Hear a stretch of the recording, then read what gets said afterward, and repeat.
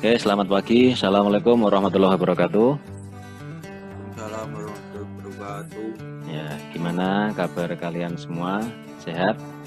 Alhamdulillah, kalau semuanya sehat dan sebagian sudah masuk.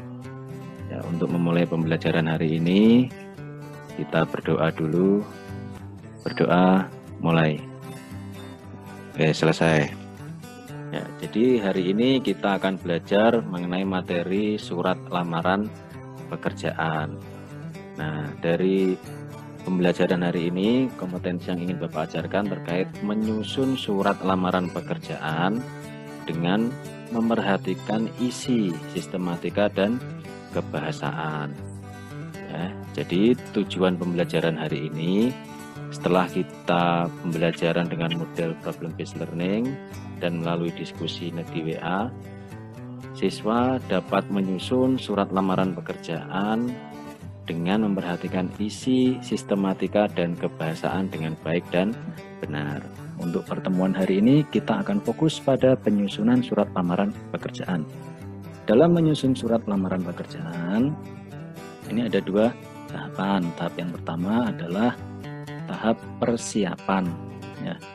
Yang kedua, tahap penyusunan. Untuk tahap persiapan dalam menyusun surat lamaran pekerjaan, yang pertama, carilah informasi atau iklan lowongan pekerjaan yang sesuai dengan kualifikasi kalian. Kalian bisa cari di koran, di internet, atau di pengumuman yang lainnya. Nah, maksud dari sesuai dengan kualifikasi itu seperti apa, Pak? Nah, maksudnya, ya, misalnya kalian lulusan SMA, ya cari iklan lowongan pekerjaan untuk lowongan siswa lulusan SMA. Nah, itu maksudnya gitu ya. Kemudian yang kedua, pastikan informasi iklan lowongan tersebut belum kadaluarsa. Jadi kalian perhatikan tanggal informasi atau tanggal korannya ya. Cari informasi atau iklan di koran yang terbaru. Karena kalau iklan yang di koran yang lama, ya kemungkinan sudah terisi orang lain. Selanjutnya, yang ketiga, siapkan lampiran-lampiran pendukung surat lamaran pekerjaan. Kemudian yang keempat, bila kalian punya sertifikat pelatihan, silakan nanti disertakan. Kelima, tak ada salahnya kalian membuat draft surat lebih dulu, ya, dibuat di folio dan dengan tulisan di pulpen, ya, sebagai latihan kalian. Kemudian tulis surat lamaran pekerjaan itu dengan fokus, rapi, teliti, bersih ya. Bersih maksudnya tidak ada coretan. Nah, selanjutnya tahap yang berikutnya ketika informasi itu sudah, tahap persiapan sudah, tahap berikutnya adalah tahap penyusunan surat lamaran pekerjaan. Cara menulis surat lamaran pekerjaan yang baik dan benar adalah satu, ya, kamu perhatikan urutan sistematika surat lamaran pekerjaan yang benar. Ya, jadi perhatikan sistematikanya harus benar, strukturnya harus benar. Kemudian yang berikutnya, selain benar, kamu juga harus gunakan bahasa yang baik dan benar dalam menulis surat lamaran pekerjaan. Bahasa yang baik dan benar itu seperti apa?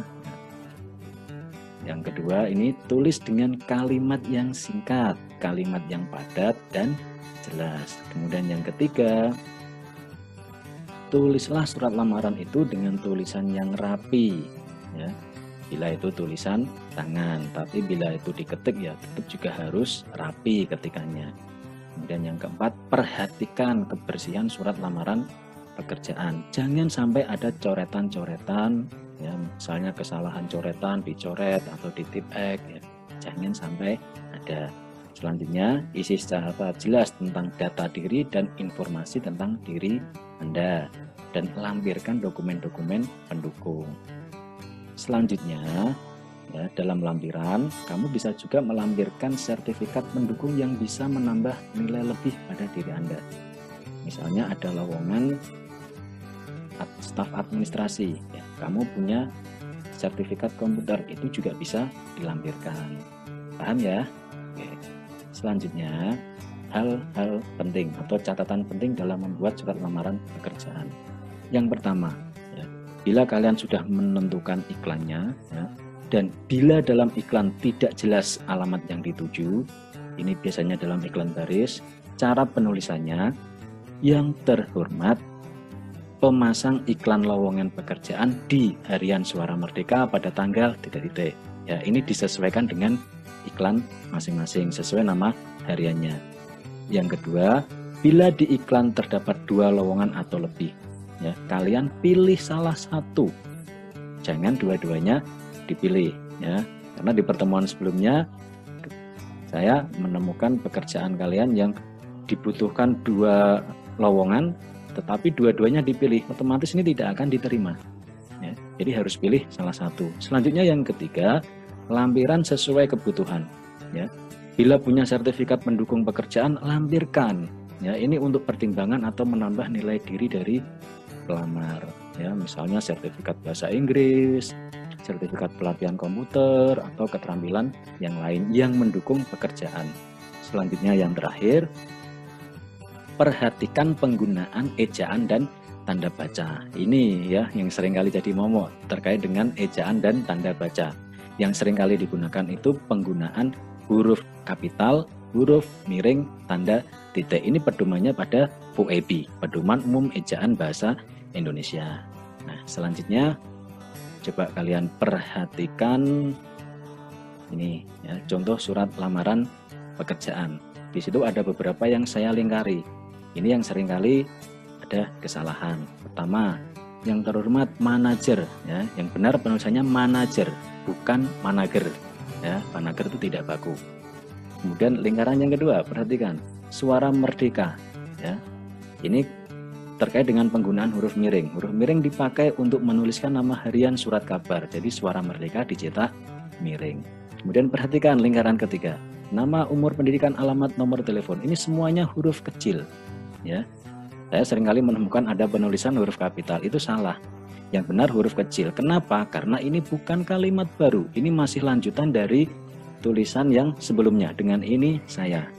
Ya, ini ada WA masuk yang bertanya terkait dengan penulisan penggunaan tanda titik. Ya, oke, tanda titik. Ya, ini tanda titik tidak dipakai ya bila mana itu bukan merupakan kalimat. Perhatikan penulisan pati, penulisan tempat tanggal surat ya. Perhatikan penulisan ini. Ini tidak diakhiri tanda titik karena bukan kalimat. Penulisan hal dan lampiran juga tidak diakhiri tanda titik karena bukan kalimat. Kemudian alamat yang dituju ini juga tidak pakai tanda titik karena bukan kalimat.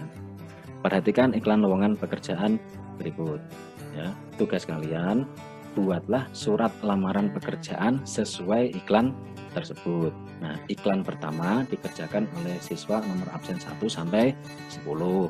Iklan kedua siswa dengan nomor absen 11 sampai 20. Selanjutnya iklan ketiga dikerjakan siswa dengan nomor absen 21 sampai 36 ya.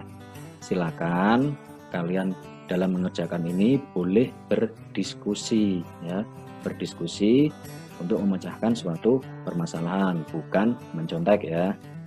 Nah, untuk informasi pengiriman tugasnya silakan nanti pekerjaan kalian kirim ke WA group ya atau ke nomor saya ya melalui WA. Nanti saya bahas di situ. Paham ya? Oke, kalau paham, pembelajaran hari ini Bapak simpulkan ya. Jadi kesimpulannya, ketika kalian mau menyusun surat lamaran pekerjaan, yang pertama kalian harus pahami sistematika dan kebahasaannya. Yang kedua, pilih pekerjaan yang sesuai dengan kalian. Yang ketiga, siapkan lampiran pendukung. Kemudian yang keempat, tulis dengan benar, rapi, bersih, dan bahasa yang santun. Ingat, surat lamaran pekerjaan itu langkah awal bekerja menuju perusahaan atau instansi. Ya, jadi sampai bertemu di pertemuan yang selanjutnya. Jangan lupa untuk bahasanya. Meskipun ini pembelajaran daring, tetap semangat ya, semangat belajar dan selalu jaga kesehatan ya.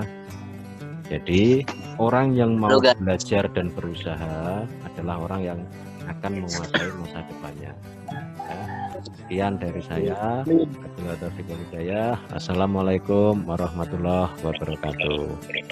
Waalaikumsalam warahmatullahi wabarakatuh.